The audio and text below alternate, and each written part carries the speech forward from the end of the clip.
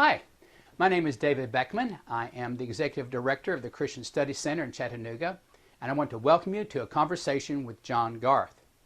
John Garth is a journalist and a freelance writer, and he's especially well known for his award-winning books about J.R.R. Tolkien.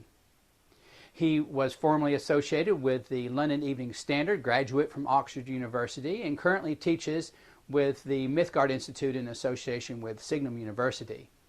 As he continues, he does that while he continues to speak and write about Tolkien.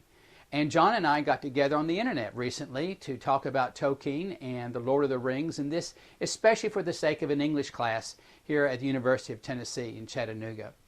And I hope you enjoy the conversation.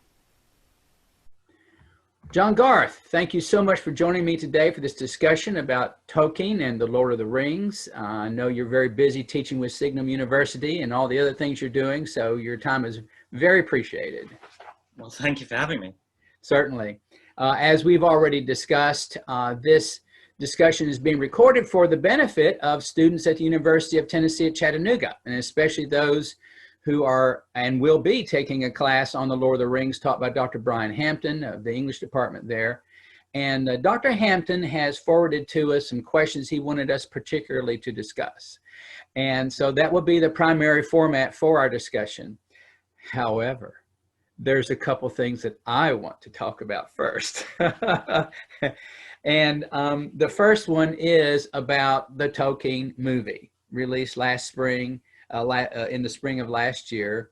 And I just wanted to briefly ask you, I know you were already anticipating being asked about this movie.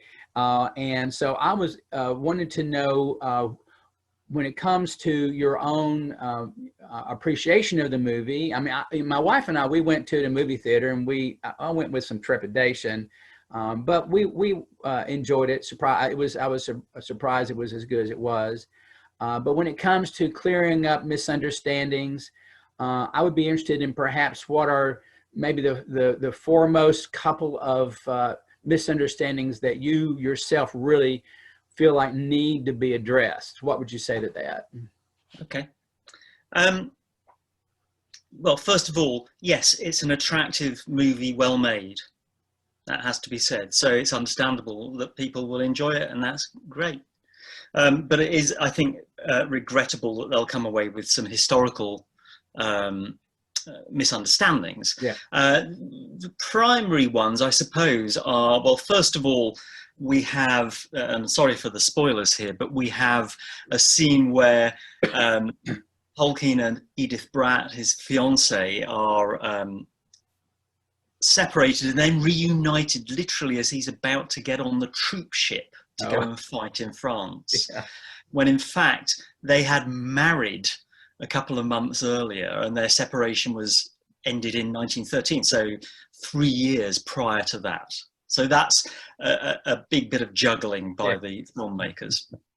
The second major issue I have with it historically is that it makes out that Tolkien had a kind of writer's block, a traumatized writer's block, as a consequence of his battlefield experiences. And in fact, it was totally the reverse of that. His battlefield experiences really unlocked his creativity. There were plenty of people who had that kind of traumatized silence. It's quite notorious that First World War writing kind of went silent between the end of the war and about a decade later. But Tolkien was writing all the time that he could get the time to write. You know, the only thing that stopped him writing was his family duties and his academic duties. So those are, you know, those are key misunderstandings you can take away from that movie. Yeah, and it was a little bit cheesy, you know, how it ends. Again, the spoilers thing, but hey, I mean, it's been out for over a year now. You know, when he starts thinking, friendship, fellowship, maybe I ought to write something about that. And there are lots of points of detail where I personally have an issue with it, because when I was researching and writing Tolkien and the Great War, I fell in love with this little group of friends that he Yeah. had. I read their letters to each other. I found it deeply involving, and they were real people. They really existed, and I wanted to allow them to speak again. You know, not just Tolkien, but these close friends of him also went through terrible experiences. Two of them died in 1916 on the Somme battlefield. I wanted to allow them to speak again. And of course, the film is very selective, and it distorts and it swaps people around in their personalities. And I personally find that a shame. That's the kind of thing most people won't even notice unless they read my book Yeah. and read it with attention. Yes, right. Exactly. Exactly. All right. Well, yes. So, we just hope that these sorts of cultural objects inspire people to dig a little more deeply and learn more and understand better some things. Speaking Right. of which, Oh, lovely. yes, That's good to see. yes, I am absolutely loving your new book, The World of J.R.R. Tolkien, on a number of different levels. Having seen a lot of these places myself and just having the kind of interest that I have, I'm just really, really enjoying this book. And just want to thank you for it. And I was thinking about this book and how, for a Tolkien fan, you're interested in like anything you can learn about Tolkien and anything you can learn about the Lord of the Rings. But I'm interested in what you would say to someone who is just interested in literary criticism, or possibly, people who maybe they're not necessarily Tolkien fans, but what would you say about the value of this book? Recognizing the fact that his fiction is some of the most important literary fiction of the 20th century. You should be interested in it, but is there anything in particular that you would like to say to someone of that nature? Well, yeah. First of all, it's a book about creativity and how it works. It's about literary creativity in particular, but creativity in general. How we engage with the real world and convert it, transform it into fiction, into fantasy fiction. But Tolkien also has very naturalistic strands to his writing, his nature descriptions, for example. And I think that's a fascinating subject, and it's far from the simple and rather banal conversation that's often had, particularly online or in newspapers, about places that inspired this, that, and the other. Places that inspired Tolkien, for example. But I think there are similar conversations about places that inspired Game of Thrones or Harry Potter, and so on. Right? Yeah.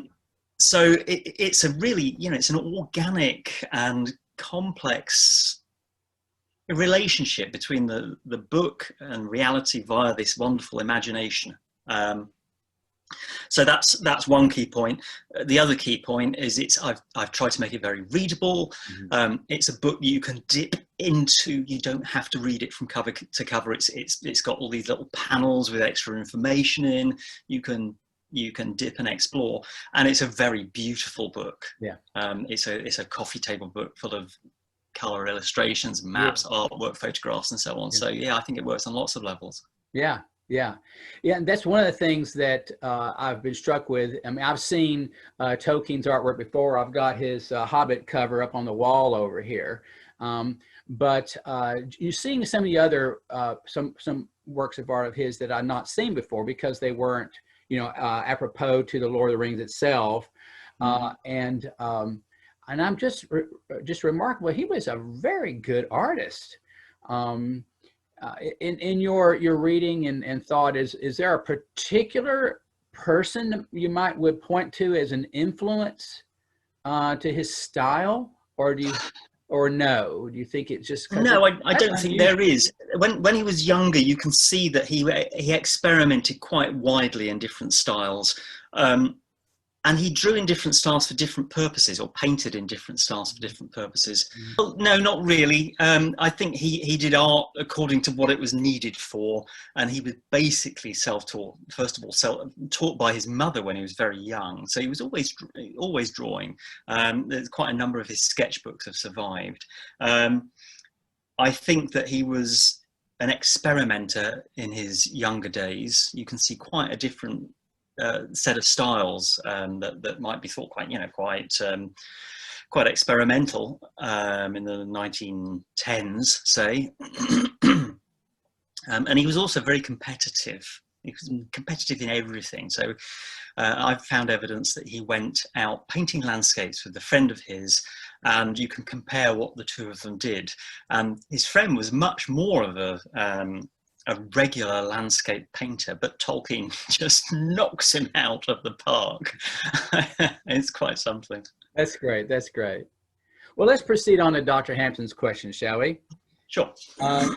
The first thing that he wants to know about is why you think that Tolkien's work has endured to today, and what this novel about war and myth perhaps might have to say to the world that we live in today. Well, there's actually, I think, two ways of looking at this, and it's quite important, especially at the moment. One way is that he says lots of different things to different people, right? So we can all draw things from these books that resonate with our own values. Many people think that Tolkien was this wing or that wing or whatever, right? So he talks to many people, and that, of course, is an asset if you want durability. Right? But it also means that it's possible to misunderstand his message quite drastically. And I think that his most enduring and important message to us all is about materialism, the machine, and the other values that stand against those. So you might see them as faith values, you might see them as human values, about the importance of caring for nature, caring for life, honoring life and nature. Yes. Right? So his elves, for example, they just epitomize this ethos, this ideal that you should honor the natural world, live as much as possible as though you were a part of it, and in the things that you make, celebrate it, right? And then against them, of course, you get Saruman, a master of machines, who wants to clear cut ancient forest. I mean, this is very topical, isn't it, right? Yeah. And Sauron with this magic ring, which is really, and Tolkien said this quite plainly in his letters, it's kind of the ultimate machine, this ring. It's you know, so a lever is a device for increasing the power that you can bring to bear on an object, right? Essentially the ring is like a lever because it takes your power and then multiplies it, right? It's a very basic but ultimate kind of machine. And Tolkien's message is about the dangers of the hunger to multiply your own power in that way. And so it can apply to totalitarianism, right? Yeah. Which was a very, very current thing when he was writing the book during the Second World War. But it can also apply to just the desire to automate, right? Mm-hmm. He valued the relationship between the worker and the thing made. And he thought that technology was in danger of losing sight of that very human, vital element. Yeah, that's such a rich subject, and you know, like you say, there's all kind of different ways it applies to us today. And I'm tempted to just head off more in that direction, but because of our time, we probably need to just go ahead and go on to another question. Sure. The subtitle of your book, see, I've got a whole library of your stuff. Tolkien and the Great War, is The Threshold of Middle Earth. And Brian, wants to for you to explain what you mean by that. How is the Great War an entry point for Middle Earth? Well, it is just literally in terms of chronology. If on a simple basis, if you look at what Tolkien was before the war broke out, he was not a writer. He did not have these great ideas, right? Then the war breaks out. Britain entered the war on August the 4th, 1914. On September the 24th, so 6 weeks later, they're out 7 weeks later, Tolkien wrote the first piece of writing, a poem, about a character who becomes part of the Middle Earth mythos, or legendarium, as he liked to call it. Yeah. And it's well known that Tolkien's Middle Earth is a fusion for him of, it came from his desire to create languages and give those languages somewhere to live, a history in which to flourish, right? Mm-hmm. And he did that. He started building that at the start of 1915. Then he goes off for his trench war service, 1916. And when he comes back from that, and immediately afterwards, he starts writing the actual stories themselves. So yeah, it just completely transformed him. Now, the reasons why it transformed him are, of course, they're complex, but I think one of them is simply that at dramatic times, when one is put under enormous pressure, if one has a certain kind of mind, it can just break open the floodgates. You use creativity to try to mediate all the, the chaotic and frightening information that's coming in from the world, and to find an outlet for your own anxieties. Tolkien talks about this in his letters too. So that's one way it worked. And another way, of course, is it gave him thematic material. So I can go back to the point I made just now, which is that, his opposition to industrialization, the trench warfare was a kind of industrialized form of warfare. Yeah. It was machinery made in factories being used against flesh and blood. So you can't get a more obvious way of, if you're going to take that and mythologize it, you create one group of people who are there to represent flesh and blood and nature, and another group of people who are there to represent the machine. That's what Tolkien did. Mm-hmm. Yeah. All right. Moving on here. There are a couple of points that you make in the postscript of your book that he was interested in your possibly expanding on. So let's just take them one at a time. Mm-hmm. The first one is actually the second paragraph where you write, Middle Earth contradicts the prevalent view of literary history that the Great War finished off the epic and heroic traditions in any serious form. Do you want to enlarge on that for us? Yeah. So, literature courses will teach that the great thing that came from the First World War was irony.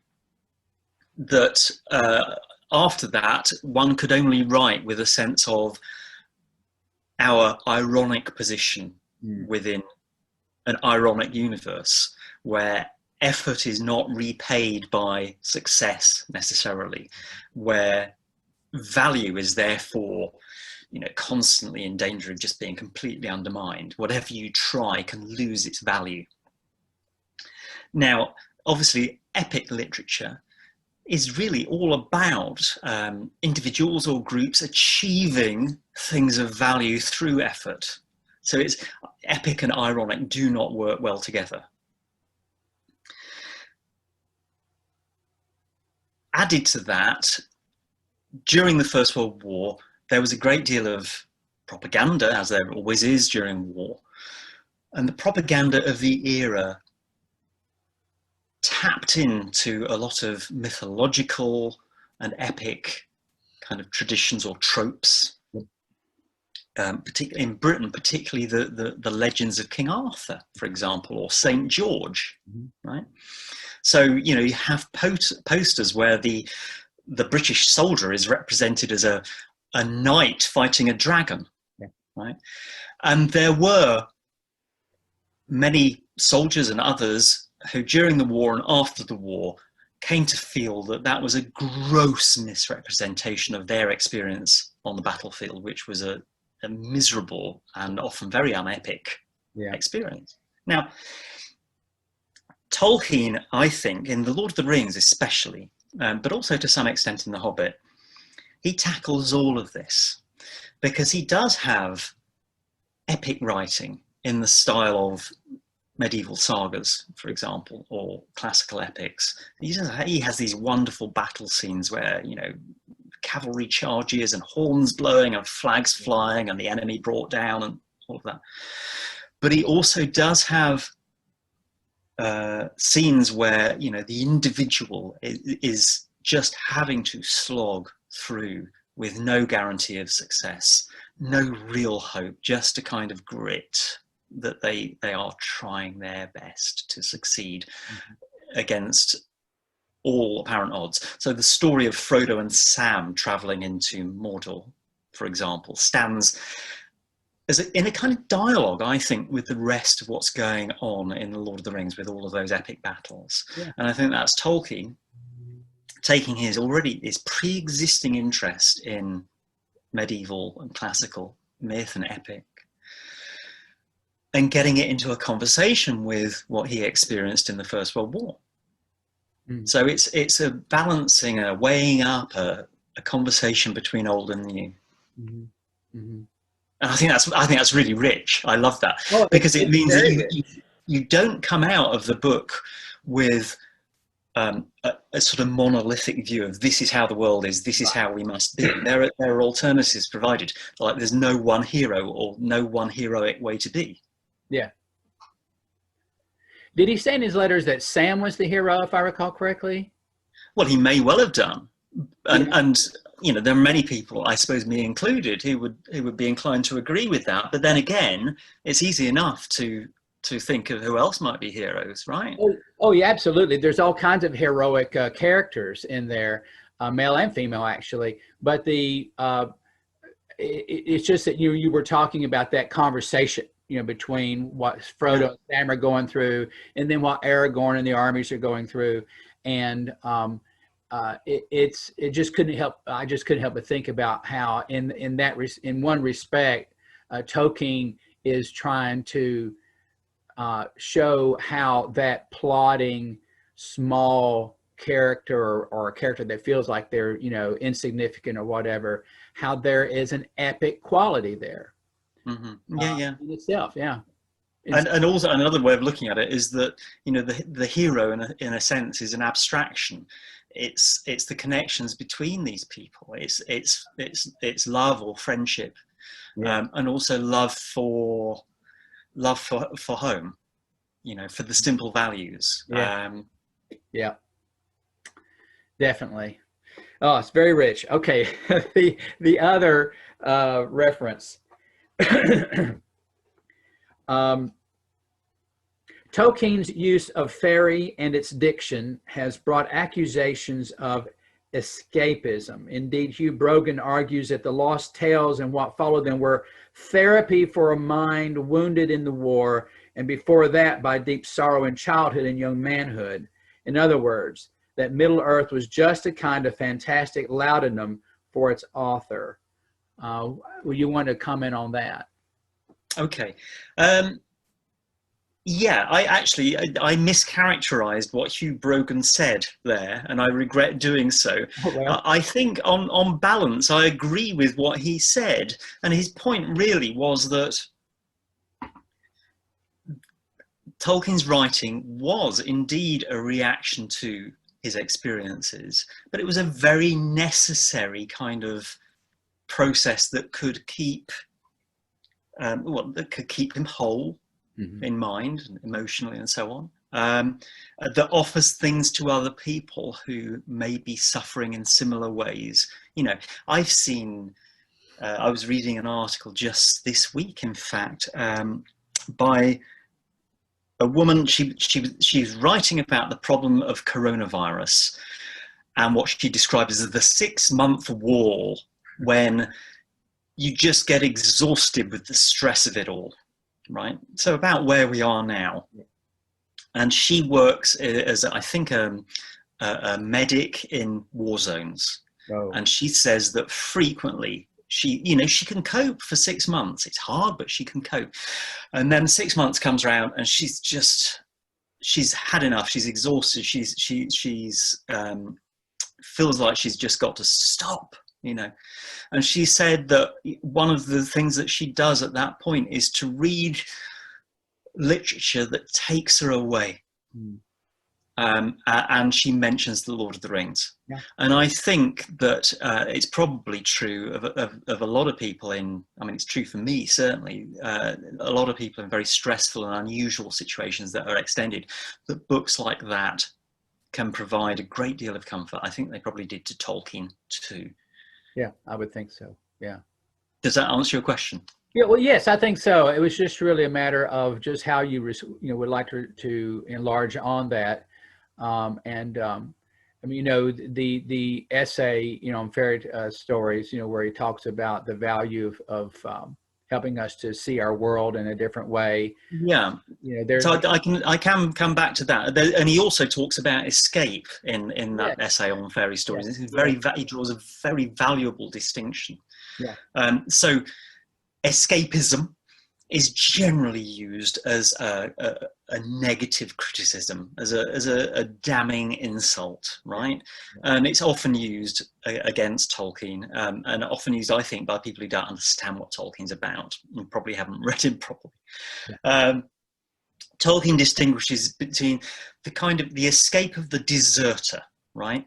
Yeah. And the flight of the fugitive, right? So he's thinking in terms of war, I suppose. That's his prevailing metaphor here.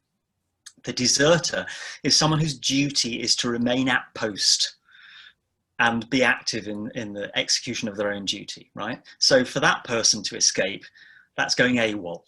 Right. Right? That's letting everyone down, right?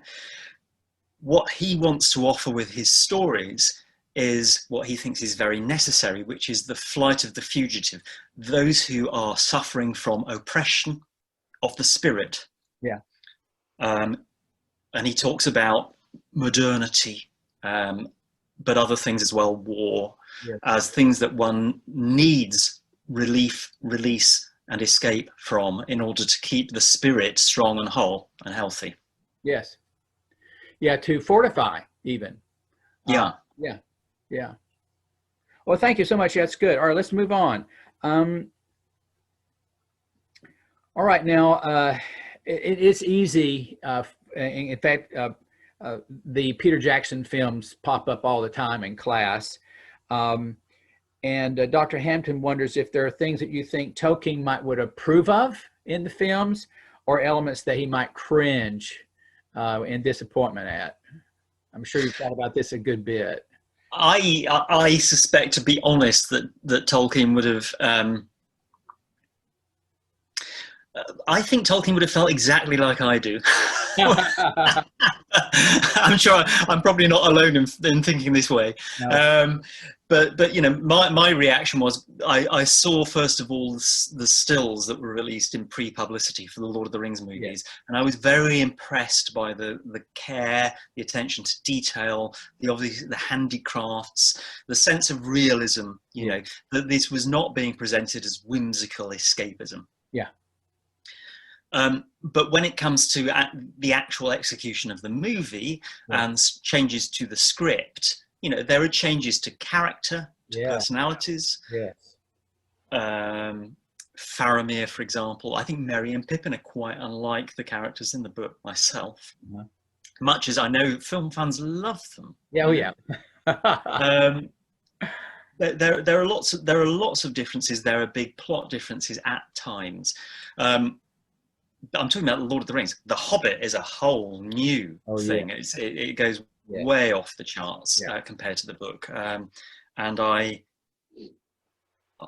can appreciate that there are readers who will only arrive at The Lord of the Rings, a big, intimidating book, because they've seen those movies, and that's fantastic. But I would recommend anyone to read The Hobbit before they watch those movies. Yes, yes.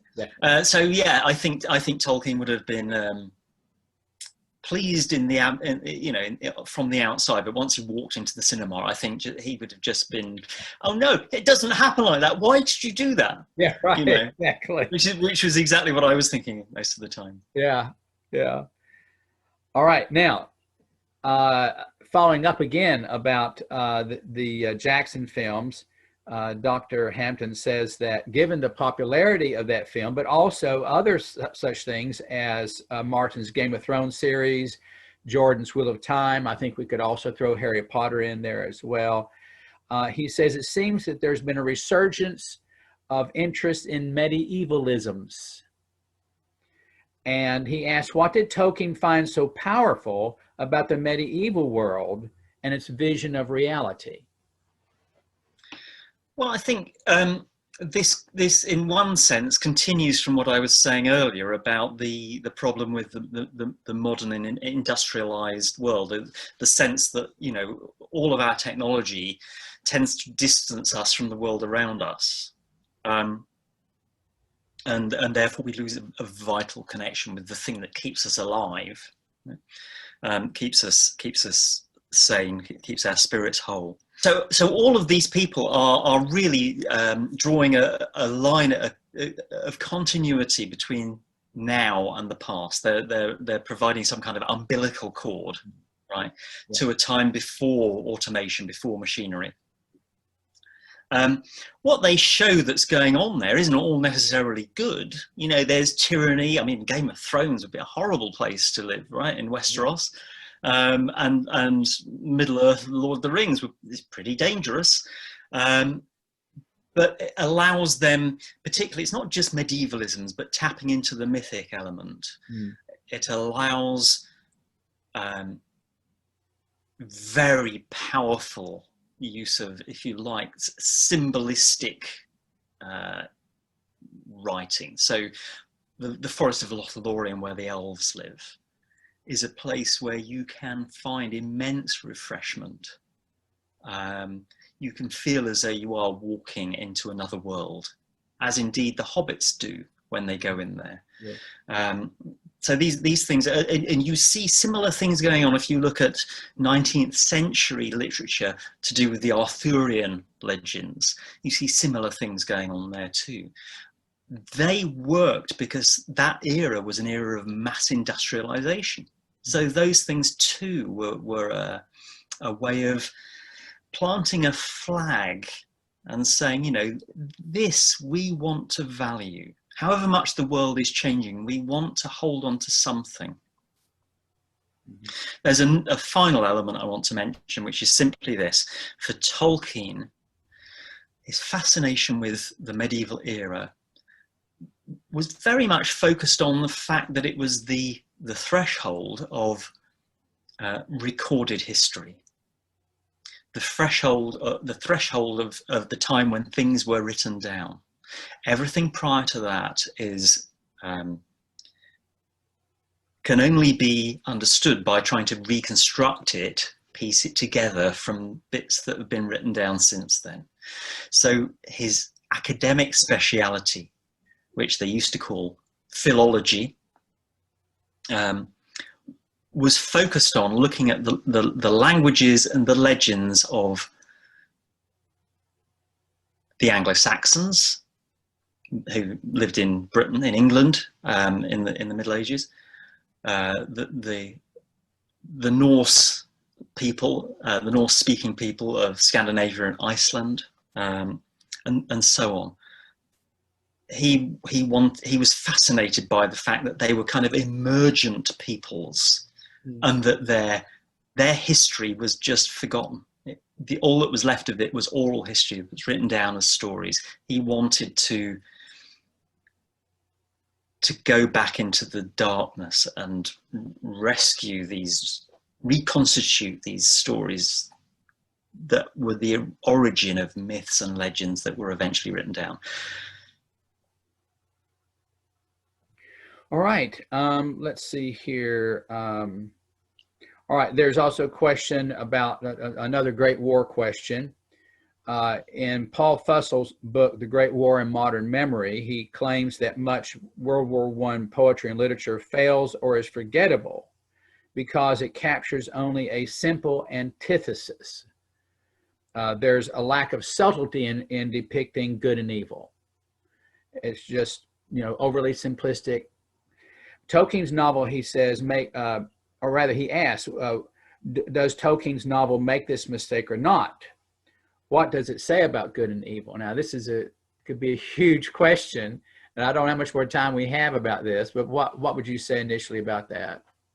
Well, on the face of it, Tolkien presents a straightforward battle between good and evil. Yep. Mm-hmm. That's what it's presented as. That's what the characters talk about. And that's useful, I think, for that larger thematic point that Tolkien is making that I've been talking about, the love of nature and home and humanity, if that's a sort of umbrella term for elves and dwarves and hobbits and whatever, on the one hand, and the industrial, warlike, tyrannical, machine-minded people on the other hand, right? However, between those two poles, you can see people dipping towards evil. Yeah. Frequently. Yeah. Frodo's soul is a battleground. Mm-hmm. Increasingly as the story goes on. Yeah. Gollum's soul Yep. is a battleground, and he's a character who moves towards good from evil, right? Yeah. There's that sign of potential redemption there. Mm-hmm. Sam, you look at, people tend to think Sam's a very simple, simplistic figure, but no, he's actually very complex. Mm-hmm. And you can see that, his bravery is somehow tied up with his blindness and stubbornness, mm-hmm. right? So it's both good and bad. The blindness and stubbornness can make him very, very courageous, but it can also make him put his foot in it in very tragic ways. Yeah. And there are plenty of other examples. So Tolkien's got those two pillars, but between them, the characters you can see, and it's very moving to see them, the complexity of it and how they're drawn in one direction or another. Yeah. Yeah, there's all kinds of temptation going on all the time. People are being tempted left and right, and they're having to respond in different ways. And so it's just a real study. Because it is a war book, going back to that question about the First World War, yeah. Tolkien is talking about virtue under pressure. Mm-hmm. How you cope when your compass points have been thrown into disarray, your situation's changed, everything, the ground beneath you is no longer solid, you've got to make your own decisions, and you've got to choose between, for example, personal safety, which might mean just running away and hiding in your hobbit hole, or stepping up and doing what you understand must be done. Yeah. That's great, John. Thanks. Okay, we have a last question here. I like this question, and I've really appreciated Dr. Hampton bringing this up. He says, in teaching the Lord of the Rings, I have to warn students against skipping over the poetry and the songs. And he asks, how do you understand the relationship between the poetry and the prose in the story? The poetry is a cultural artifact. Mm-hmm. It's what the people speak, right? Yeah. So Tolkien, in an ideal world, he said, I would have written my book in Elvish. Right?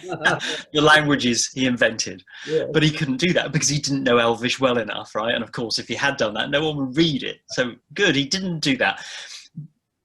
He wanted to do that because he wanted this sense that you are encountering genuine cultures with their own value systems, their own flavor, their own personalities. Yeah. The poetry does that job. So he inserts poetry that's like the poetry of the Anglo-Saxons, some of it very closely quoting or adapting real poetry from the Anglo-Saxon era, the Old English era of the epic poem Beowulf, for example. He writes walking songs, which are much like ballads, popular ballads of ordinary English rural folk of previous eras. There are multiple different flavors to these poems, and they change according to who's reciting them. They're also, some of them are wonderful stories. The rhythms and rhyme schemes are rich if you can get the hang of them. They can be a pleasure, especially if you take the chance not only to read them, but to read them aloud. And come to understand the rhythm of these things. I've got a little story I want to share, actually, which is that my daughter, when she was, let's say, 7, right? So she had not encountered or read Lord of the Rings or The Hobbit for herself, right? But she knew that they're very dear to me. And she had taken the Fellowship of the Ring out of the school library and brought it home. And she wanted to share with me. So she opened it at random, found a couple of poems and read them out to me. And she read The Man in the Moon Came Down Too Soon. Stayed up too late. There is an inn, a merry old inn beneath an old grey hill, and there they brew a beer so brown that the man in the moon himself came down one night to drink his fill, which is a fabulous rhythm. And then she found the one about the troll that Sam recites. And she did them so well because she has had rhyming verse read to her since she was that big, right? And it was such a pleasure, and she loved it. So these things there's a music to them too. So I think that's a really basic thing not to be missed. Yeah, definitely. It just adds so much to just the flavor of the world, and it adds to that escapism aspect, perhaps, that it just immerses you and makes it real, and you're experiencing this world, and also the characters too. Well, speaking of a pleasurable experience, this conversation has been a pleasurable experience, John. Well, likewise. Thank you so much for giving me the chance. Well, yes, thank you so much for doing this. And I know the students are going to enjoy it. And do you have any other works up ahead at this present time, or no, you're just hunkering down and getting these classes taught? Right now, I'm mostly doing that. I've got to give a paper at a Signum University event called Middlemoot in a couple of weeks' time that I haven't started preparing that. That will be about, their theme is hope, so I'm going to write about Eärendil the Mariner, who is the subject of one of the longest poem in The Lord of the Rings, and I love that poem. That's great. All the best. Beyond that, I have up my sleeve a half-written book about Tolkien's writings as a reflection of the crises of his times, which I call Tolkien's Mirror. So that will be my next big project, I think. Great. Well, I'm looking forward to it already. And thank you again so much for your time, and look forward to talking to you again before long. All right, David. Thank you so much. All right. Bye-bye.